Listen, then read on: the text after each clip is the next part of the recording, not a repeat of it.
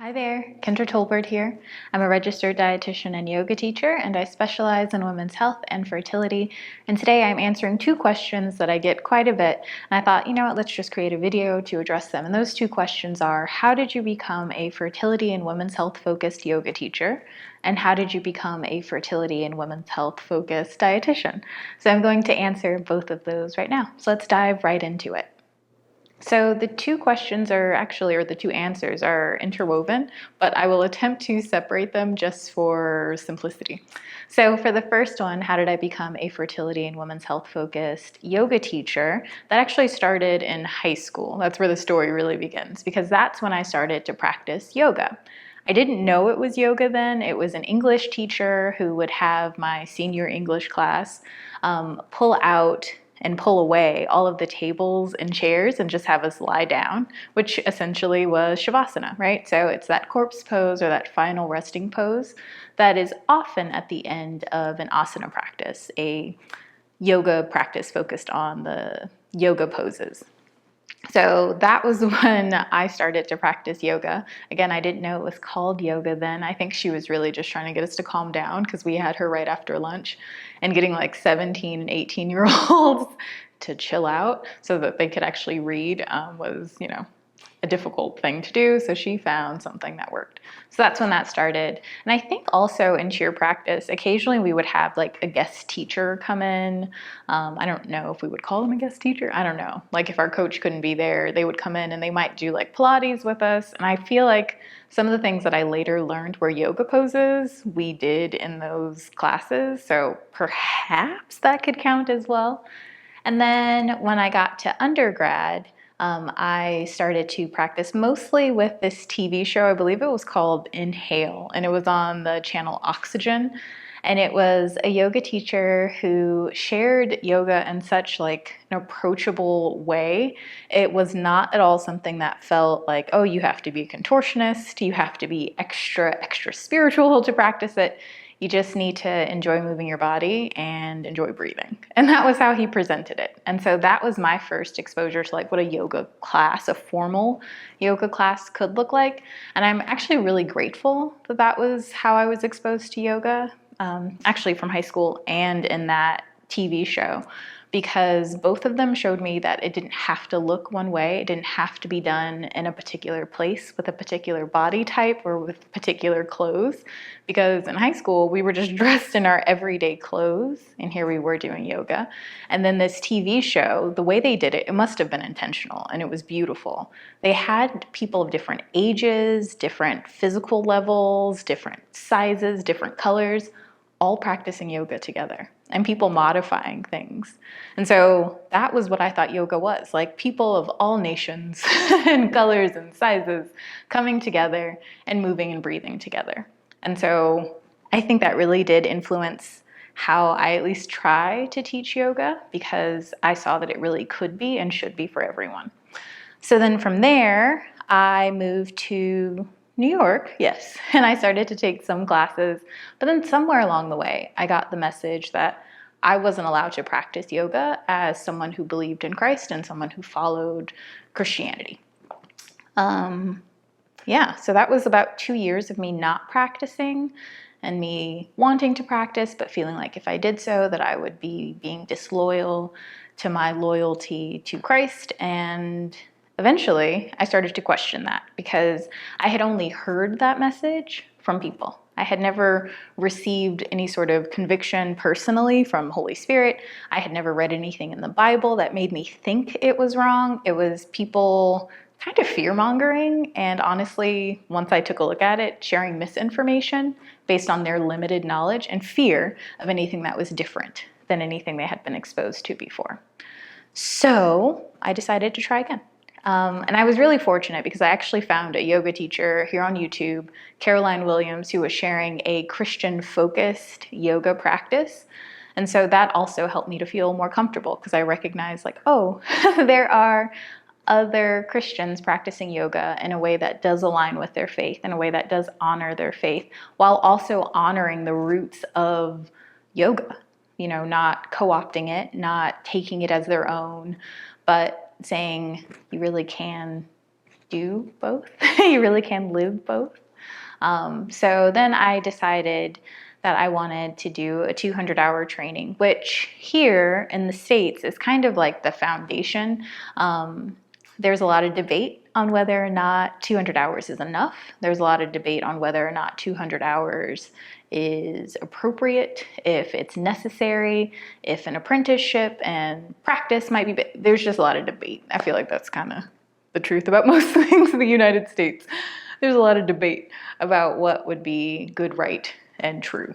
So anyhow, I did a 200-hour training because I did want to become registered with Yoga Alliance, not because I think it's absolutely necessary, but because other people think it's absolutely necessary. And why would I close the door to opportunities and helping other people feel comfortable practicing with me if all it takes, at least for me, was to do this 200-hour training and become registered? It did provide people with a sense that, okay, she has the foundational knowledge. So I did that, and then pretty much, I don't even know, maybe like 3-4 months after wrapping up that 200-hour training, I did 2 fertility yoga teacher trainings. And so I did them with Lynn Jensen, who I adore. She is a Seattle-based yoga teacher who has been teaching fertility yoga for I don't even know how long. She has a book. I read her book and I was like, this is it. I'm learning from this woman. So as soon as registration opened for her trainings, I took both of them. I took her level 1 and her level 2. So I think that was like a total of 48 hours of fertility focused training. And I immediately started just sharing what I was learning in video form. And that was because of how I had been exposed to yoga. I knew that I wanted to create something that anyone could access from anywhere and not have to worry about whether or not they could get to a studio, whether or not they could afford a class, whether or not they had the right mat or the right clothes to feel like they fit in and belonged in a class setting, but still get the benefits of yoga. So that's how that happened. And then from there, I went on to take a women's health and fertility focused yoga teacher training with Yoga Medicine. I was really fortunate because I had just moved to Austin, and then it was like, Yoga Medicine is coming to teach this training. And so I signed up for it. I remember going to my boss and being like, I need these days off, even if you guys don't pay me. I need to be there. And so she was really, really sweet. I had such an amazing boss. Anyway, she's really lovely. Anyway, so moving forward, I took the training, and then I took another, this one was an online training. I took another online training, and it was, I don't know if I would call it so much a training as much as like a series of classes and deeper understanding of what women's health yoga could look like. It was like a mixture of teachers could learn from it, but also someone who had a yoga practice could take it as a way to understand how they could, support their own health or their own fertility with yoga. So kind of a combination, that class, but it wasn't specifically for teachers. So I did that as well. I read everything I could find, including research articles. And that's how I became a fertility-focused, women's health-focused yoga teacher.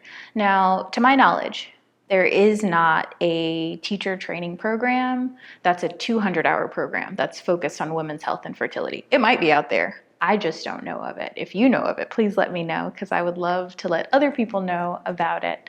I also did an 85-hour prenatal teacher training. So prenatal and postpartum videos are coming because I have done that training. And of course, I took other trainings to better understand yoga in general and different modalities and, approaches to yoga. So I did a yin yoga teacher training. I did a trauma-conscious yoga method teacher training because I think being trauma-informed is super helpful. And so we'll see what I take moving forward. But that was pretty much how I became, or the trainings that I took to better understand how yoga could support people who were trying to conceive or who were experiencing specific women's health concerns. So that's the path to that for me. Your path may look very different, but hopefully it gives you some insight into what it might look like and what you might want to be on the lookout for. Okay, part 2. So how did I become a women's health-focused dietitian, nutritionist, however you want to look at it? So I'm a registered dietitian. I don't know that people always know exactly what that means, so hopefully what I share here will help you understand what that means as well. So I thought I would become a midwife. I fully intended to become a midwife. I thought that's what I would do. I loved births from the time I was like a preteen on. I would actually watch this TV show. I think it was called A Baby Story or Birth Story, something like that. And I would watch babies being born like every day after school. My mom thought, okay, it's a little strange, but she also encouraged it. She was very supportive of my obsession with watching babies enter the world. And so I thought that's what I would do. And then somewhere along the way, I was like, ooh, we don't like blood in person. We can watch it on TV, but we don't like it in person. So I changed my path, decided I would become an orthodontist because I also love teeth. And then eventually I get to undergrad. I was a pre-dentistry major, so biology major with a pre-dent focus and a chemistry minor. And about 2 years in, I realized, again, I may love something, but I may not want to constantly experience it every day. So I love teeth, but I don't want to look in a mouth every single day. So I decided that I needed to change my major so that I could have another option. And then I found out that my school had a nutrition pre-dent program. And I was like transferring into that because I still wanted to graduate in 4 years because that's as long as my scholarship would cover.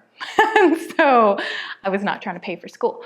So I'm at Howard. I decided to change my major so that I could graduate in time and still have options. So I transferred to the nutrition pre-dent focused program, and I had the chance to shadow a dietitian, and that dietitian was a WIC dietitian. Now, WIC stands for Women, Infants, and Children, and it is a program here in the US that provides nutrition support via nutrition education, through referral services, and through actual, can't say it's money, but they're called WIC checks or WIC benefits so that people can purchase particular foods that are on a list that's based in the nutrients that women who are pregnant tend to be low in.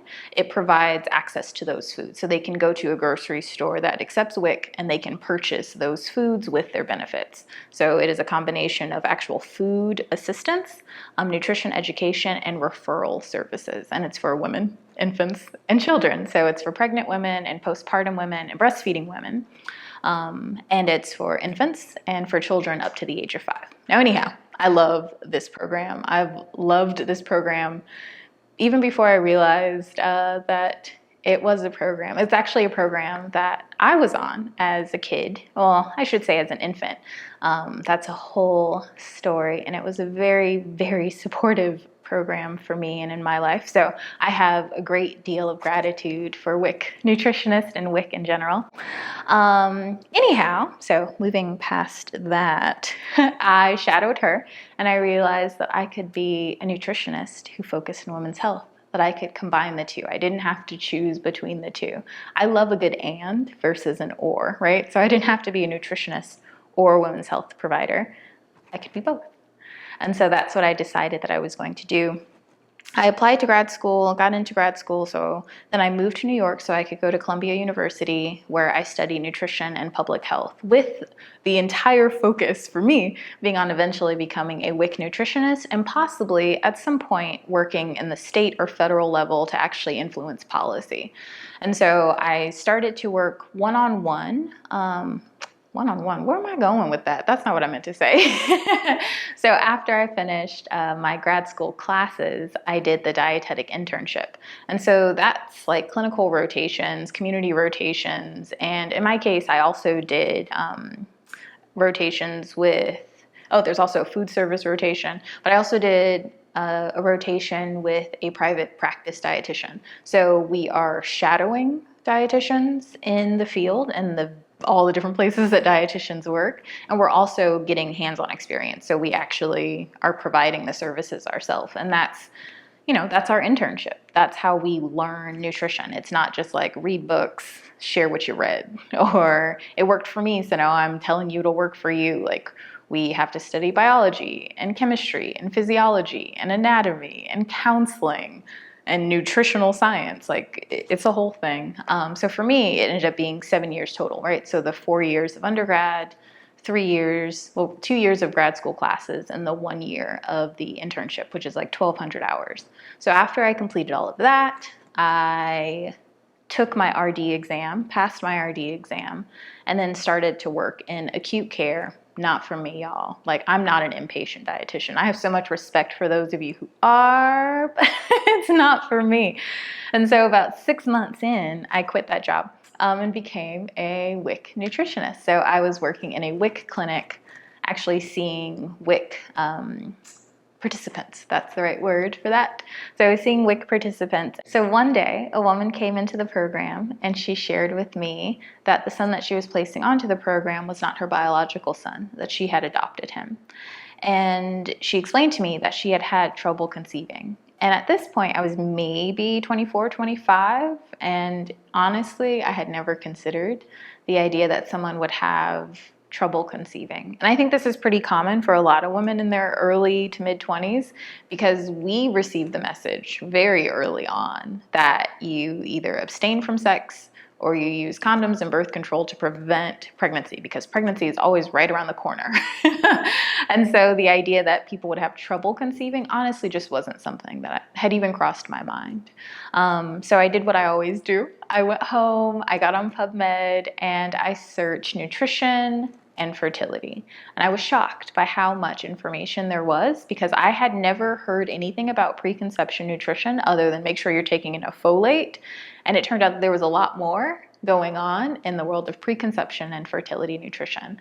And so I started to read the research articles. Like, when I said I read research articles, I mean research articles. I don't mean blog posts and watch YouTube videos. I mean, like, I sat down and I read these research articles. And there were two researchers that seemed to be kind of at the forefront at the time.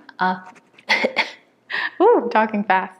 And that was Chavarro and Willett. And so they had actually written a book as well. So I read that book. I started to by this point I had moved on from WIC and I was working at an outpatient clinic, community clinic in the Bronx. And so I was mostly seeing people who were HIV positive and people with hypertension and diabetes. And on Tuesdays, once a week, it would be like prenatal day. So I would just see prenatal patients. And so that meant that we had a midwife there and we had an OBGYN, and we also had general practitioners who also help people with, preconception or any other concern that would be women's health focused. And so I let them know, like, I'm super interested in fertility. Please feel free to send people to me if they're trying to conceive. So they started to do that. And I was really fortunate to get to work with people who had PCOS, people who were trying to conceive, and I got to help them prepare their bodies for pregnancy. Based on what I had read in the research articles, based on kind of like the hunches that I had as a result of just working in a clinic and seeing what was and what wasn't working for people. So that's how that happened. And I also started to blog about it because I needed a way to organize everything that I was learning, because I wasn't in school anymore. So I wasn't going to be writing essays on it. I wasn't going to be taking exams on it, but I needed a way to organize all that information. So in blogging, though, that started to attract people outside of my clinic to me so that I could really start to see even more people who were experiencing infertility or who just were preparing for pregnancy and wanted to do whatever they could to optimize their chances. At this time, there weren't so many courses or classes where I could learn from someone who actually had experience with fertility nutrition, but it started to become a more popular kind of specialty or subspecialty. And so I found books by Angela Grassi. She had a PCOS book for dietitians. I joined the Women's Health Dietetic Practice Group, and so they had some webinars to take. And then Ayla Brammer, I believe her name was Ayla Withy at the time, when I started to take some of her modules and webinars, she started to share information because she was specializing in fertility and preconception. So I took everything that I could find. I read everything that I could find. And I learned a lot just by practicing with people, by actually listening to what my clients were saying. I think sometimes we get so focused on books that we forget that people's personal experiences have a lot to teach us as well. Books are awesome. Research articles are awesome. Webinars are awesome. Modules are awesome. Those are great. They definitely give you a foundation. And the people sitting right in front of you have a great deal of wisdom, and they can tell you if that what you just read does not apply to them, because in some cases it just doesn't. So that is how I started to then focus and continue to focus on women's health and fertility. So it's been lots of getting a foundational knowledge in yoga, getting a foundational knowledge in nutrition and dietetics, and then supplementing that with additional trainings, with additional resources like research articles, books, and webinars, modules, all that jazz. And of course, the people who come to me, because like I said, they have so much information to share and so much wisdom to share. So that was a lot. I hope that that gives you some insight, and if you are at all interested in becoming a dietitian or a yoga teacher who specializes in women's health, I hope that this gave you some stuff to think about and some things to explore. Now you might know what to Google so that you can learn a bit more about what it might look like for you, because your path may look totally different than mine. This was my path. It's not the only path, and it doesn't have to be your path. All right, let me know if you have any questions down below in the comments. If I can answer it, I will, and if I can't, I won't. Enjoy the rest of your day, be well, and bye for now.